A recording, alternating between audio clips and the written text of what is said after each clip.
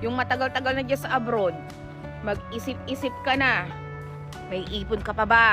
May ipon ba? May natatabi ba? Eh kung wala, nako, mag-isip-isip ka na. Saan ka pupulutin? Sa kangkungan. Sa kangkungan. Tandaan mo, pag wala kang ipon, tai ka. Kawawa ka, pagpapasapasahan ka, lalo na pag tumanda ka. Uuwi ka ng Pilipinas, wala kang ipon, shit. Wala na, lalayuan ka ng mga kamag-anak mo kasi wala kang ipon. Ano nangyari sa'yo? How many years sa abroad tapos walang nangyari?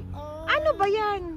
Walang ipon kasi napunta sa inyo, kakabigay sa inyo. Kaya wag na kayo magtanong. O diba, yun ang sagot doon. Pero ganun pa man, matuto ka magtabi sa sarili mo. Dahil iba ang may ipon sa seguridad mo, security ng buhay mo para hindi ka kawawa. Yun, iba ang may hawak na pera. Wala kang kaba-kaba.